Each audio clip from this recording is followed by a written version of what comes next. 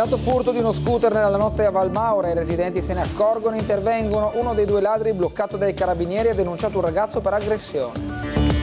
Dai dati dell'assessorato regionale al turismo si va verso un altro anno da record per il Friuli Venezia Giulia. Il sindaco di Piazza sul nodo parcheggi promette soluzioni ma ribadisce normale che a volte si vada in tilt. Via Commerciale necessita di un massiccio lavoro di riasfaltatura, ne è convinto l'assessore al territorio Babuder che anticipa un progetto a riguardo per il 2026. Torna il collegamento marittimo dal centro a Grignano con tappa in Portovecchio a Barcola. Oggi giornata inaugurale, novità per i residenti con un abbonamento a prezzo ridotto. Resterà allestita fino a domani sera la fiera della birra artigianale al Generali Convention Center di Portovivo. Dalla IPA alla Stout, un viaggio per tutti i gusti e incontri con i mastri birrai. Una buona sera a tutti i telespettatori di Tele4, bentrovati con l'edizione serale del nostro telegiornale. Tentato furto di uno scooter nella notte a Valmaura in via Carpineto. Un giovane viene sorpreso da un residente mentre cerca di rubare un mezzo parcheggiato. È scattata una colluttazione, poi l'intervento dei carabinieri, tensione crescente nel rione dove i cittadini denunciano episodi sempre più frequenti. Vediamo. Ancora episodi di microcriminalità a Trieste, questa volta a Valmaura in via Carpineto. Come ha riferito una telespettatrice che ha telefonato oggi alla nostra emittente, attorno a l'1 di notte un giovane ha tentato di rubare uno scooter parcheggiato nei pressi di un condominio della via. I rumori sospetti hanno allertato alcuni residenti, in particolare un ragazzo che è sceso in strada per impedire il furto del veicolo. La sua presenza ha messo in allarme il ladro, quindi c'è stata una colluttazione fra i due. Il ladro ha quindi tentato la fuga, ma l'arrivo dei carabinieri, nel frattempo allertati dal vicinato, ha permesso di intercettare il giovane prima che si dileguasse. Il ragazzo intervenuto a difesa del mezzo oggetto del tentato furto è dovuto ricorrere alle cure dei sanitari, ma senza riportare ferite o contusioni rilevanti. Poi ha passato la nottata dai carabinieri per riferire i dettagli della vicenda. Pare, stando alla segnalazione arrivata alla nostra redazione, che il giovane che ha tentato il colpo abbia a sua volta denunciato il ragazzo residente del quartiere per aggressione. I carabinieri questa mattina hanno confermato l'episodio, ma senza fornire ulteriori dettagli per la presenza fra i coinvolti di minorenni. Non è chiaro se il ladro fosse da solo o aiutato da qualcun altro che verosimilmente avrebbe avuto il ruolo di palo o di supporto alla fuga. Questo episodio, ha riferito la residente che ha segnalato il fatto, non è che l'ennesimo che si verifica nella zona, al punto da indurre un gruppo di cittadini residenti a darsi una mano a vicenda nel controllo del vicinato, rendendo in qualche modo attuale la proposta avanzata dalla maggioranza che governa la città a normalizzare e rendere ufficiale un servizio di questa natura, ovvero occhi e orecchie nei rioni che possono aiutare il pronto intervento delle forze dell'ordine in situazioni di questo tipo. Una donna di 57 anni è caduta per 20 metri in un rio dopo aver lasciato la ciclabile Couture in bicicletta. Ha riportato gravi traumi. In serata un uomo coetaneo si è sentito male in Val Rosandra durante un allenamento. Entrambi sono stati recuperati dal soccorso alpino e affidati ai sanitari.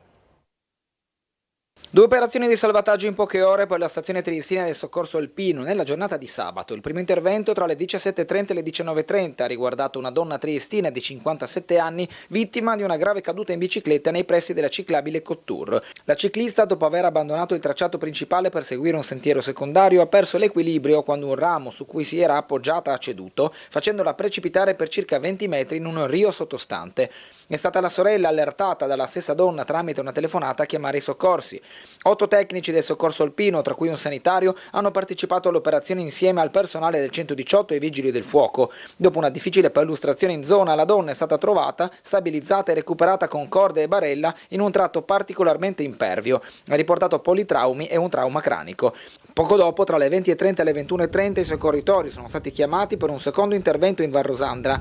Un uomo di 57 anni, anche lui residente a Trieste, ha accusato un malore mentre si allenava nel settore chiamato Bosco Incantato, sopra il casello Modugno. Impossibilitato a camminare a causa di vertigini, è stato raggiunto e trasportato in barella lungo un sentiero stretto e ripido, con l'ausilio di corde di sicurezza. Anche in questo caso sono intervenuti ambulanza e vigili del fuoco. Entrambi i pazienti sono stati affidati alle cure dei sanitari.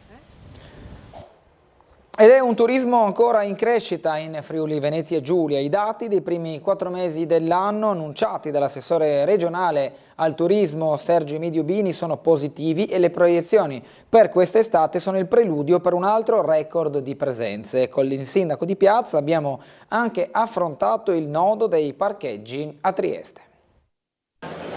Se il trend rimarrà questo, mi attendo un ulteriore aumento. Certo è che è difficile fare record su record anno su anno, però insomma, i numeri che abbiamo ci fanno ben pensare. Dati dei primi mesi e proiezioni ottimistiche per l'estate in Friuli Venezia Giulia nel 2025 per quanto riguarda il turismo. Un giro d'affari che dal dopo Covid cresce di anno in anno, dalla montagna invernale ma anche estiva alle località balneari, le città d'arte, i paesaggi e le escursioni che attirano sempre più visitatori. L'assessore regionale al turismo Sergio Emidio Bini plaude al lavoro fatto che permette oggi di raccogliere il frutto di investimenti, promozione e un lavoro mirato anche al rilancio di singole località. I dati dei primi 4 mesi sono dei dati assolutamente incoraggianti, mi stanno arrivando da Promoturismo, su tutte le località abbiamo dei segni più rispetto al già buono anno 24, anche su Trieste mi pare, adesso non ricordo male, abbiamo i primi 4 mesi un più 14,2%, quindi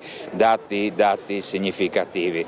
Insomma stiamo incominciando a raccogliere ciò che abbiamo seminato in questi anni, promozione, investimenti, eventi, insomma un Friuli Venezia Giulia sempre più regione ricercata. Un turismo che non è privo di aspetti da migliorare. A Trieste un esempio è il nodo del traffico e dei parcheggi, che visto il grande successo della città capita mandino in tilt soprattutto il centro cittadino. Scusa, è morto il Papa, c'erano 250.000 persone giusto in piazza, c'erano i parcheggi? Cioè ci sono dei momenti che è così e basta, insomma, no? Puoi avere migliaia di parcheggi a disposizione, ma quella barcolana che arrivano 300-400.000 persone, addio. Nella primavera del prossimo anno il Comune di Trieste ha intenzione di rimettere mano a Via Commerciale con un intervento massiccio di riasfaltatura. Ad annunciarlo l'assessore alle politiche del territorio Michele Babuder. Siamo in via Commerciale, circa a metà dell'importante arteria cittadina. Sapete che dal 18 luglio sono iniziati i lavori di riasfaltatura di tutta la strada. Era il luglio del 2018 quando il bravo collega Enrico Scaramucci svolgeva un sopralluogo per lo stato di avanzamento dei lavori in via Commerciale, partiti il giorno 18 dello stesso mese. Lavori di asfaltatura totale della ripida strada che collega il centro città con l'altipiano. In questi 7 anni un po' la presenza di 3 autobus, un po' il passaggio di mezzi pesanti e l'usura naturale di un'arteria molto trafficata nelle ore di punta in particolare, in aggiunta a numerosi scavi operati da ditte di telefonia o altri servizi che hanno creato toppe più o meno ben eseguite, la strada oggi si presenta come problematica. Martedì scorso un buco nell'asfalto a ridosso dell'intersezione con via Sara Davis ha comportato la presenza in loco della polizia locale per veicolare il traffico in un senso alternato. Ora la situazione ha raggiunto un momento tale che ha portato l'assessore al territorio del Comune di Trieste, Michele Babuder, di concerto con Acegas, APS e AMGA, a prendere coscienza dell'esigenza di un nuovo e radicale intervento. Su via Commerciale, che purtroppo io dico è stata anche interessata da diversi interventi che riguardano non soltanto i sottoservizi ma le infrastrutture di telecomunicazione. Le ditte che sono demandate dai servizi di informazione tecnologica insomma possono intervenire informando il comune, ma hanno un tot mesi successivi poi per un ripristino. Naturalmente tra l'intervento e il ripristino poi che si allarga rispetto alla canaletta di 10-15 cm, si può andare a deteriorare anche tutto il resto del manufatto. Su via Commerciale in realtà con Acegas abbiamo già definito una serie di interventi, innanzitutto di verifiche che ha già fatto il gestore dei sottoservizi e che ringrazio, l'ha fatto e sta redigendo un progetto esecutivo, poi verrà validato nell'ambito di una conferenza di servizi e vorremmo intervenire noi come Comune nei pezzi più ammalorati con delle coperture nuove ma in tratti limitati e un intervento invece molto più invasivo a partire dal prossimo anno, quindi dalla primavera. Dopo il successo della scorsa stagione riparte Miramare, il collegamento marittimo estivo che unisce il cuore di Trieste alle spiagge più amate della città. Una formula vincente che coniuga mobilità sostenibile e bellezza del paesaggio, offrendo ai cittadini e turisti un'alternativa comoda e suggestiva per raggiungere il litorale. Dal 1 giugno al 14 settembre 2025 torna il servizio marittimo Miramar, la linea estiva che collega il centro di Trieste con Porto Vivo, Porto Vecchio, Barcola, I Topolini e Grignano. Un'iniziativa che ha raccolto consensi sin dal debutto nel 2024, quando migliaia di passeggeri hanno scelto la via del mare per raggiungere le spiagge, evitando traffico e problemi di parcheggio. Con 5 corse al giorno in entrambe le direzioni, la motonave, in partenza dal Molo Bersaglieri, si conferma un'alternativa comoda, panoramica e sostenibile per muoversi lungo la costa triestina.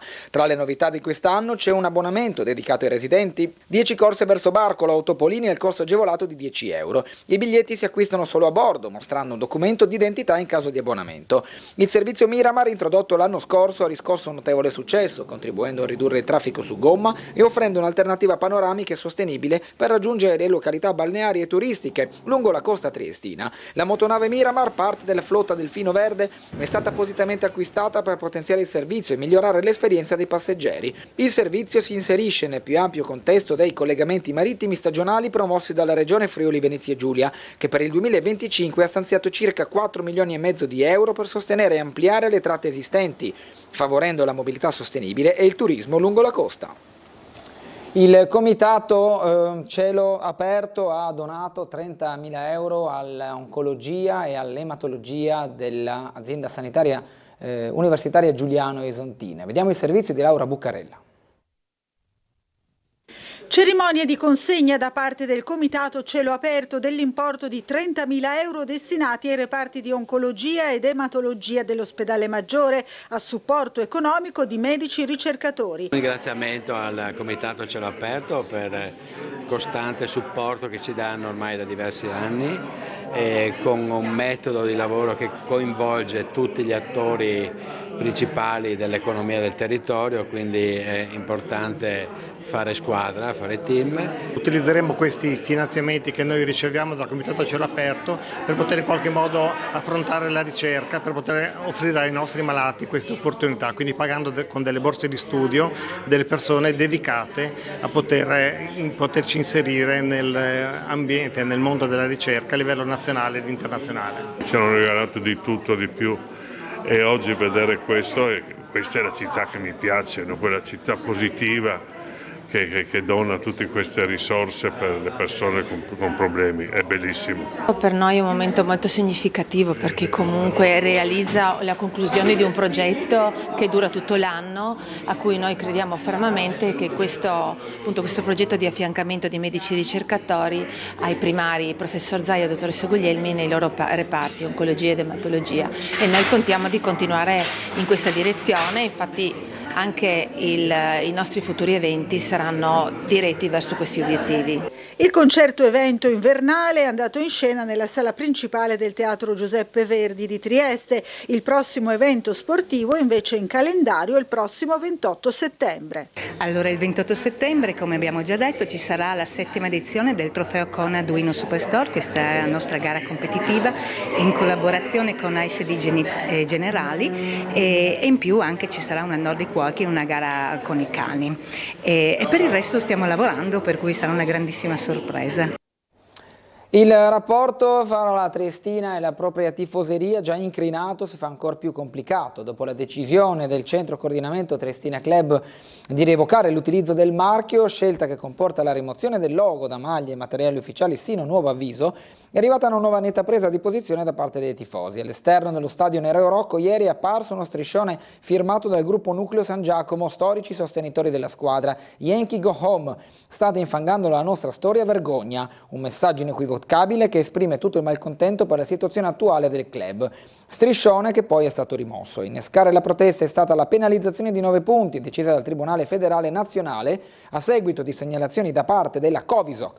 La sanzione verrà applicata nella prossima stagione utile, quindi nel campionato di Serie C 2025-2026, in cui la Triestina, reduce dalla salvezza ottenuta nei play-out contro il Caldiero Terme, partirà con un pesante -9 in classifica. Bisogna poi vedere se la squadra, la società meglio dire, riuscirà a iscrivere la squadra al campionato, visto che al momento mancano ancora certezze riguardo la copertura finanziaria per l'iscrizione, ma anche per il pagamento degli arretrati allo staff e ai giocatori. Andiamo adesso invece a un viaggio tra luppoli, malti e profumi intensi che attende gli appassionati di birra artigianale E lo potrà fare ancora questa sera e domani nel Generali Convention Center di Portovivo, dove si alzeranno i calici per celebrare le migliori produzioni brassicole. Dai sapori agrumati delle IPA alle note tostate delle stout, l'evento propone degustazioni e incontri con mastri birrai e momenti di approfondimento sulla cultura della birra. E quindi siamo andati a vedere. C'è tempo fino alla mezzanotte di domenica, alle 22 di lunedì 2 giugno, per venire ad assaggiare una birra artigianale a Birra in Fiera, prima edizione in programma al Centro Congressi Generali Convention Center del Portovecchio. Birrificio Birra Gaia dalla Brianza a Trieste. Innanzitutto, com'è andata la giornata di ieri, giornata inaugurale di questa fiera? Ma molto bene, direi, essendo la prima edizione mi aspettavo onestamente meno, in realtà la gente ha partecipato. Qual è nel vostro birrificio punto di forza, in cosa siete specializzati? Diciamo che siamo specializzati sulle IPA, partiamo da una session IPA da 4 gradi e mezzo, DDH, una Hazy IPA fino ad arrivare a una Double IPA da 8 gradi e mezzo. Ad oggi abbiamo 12 tipologie di IPA a destino.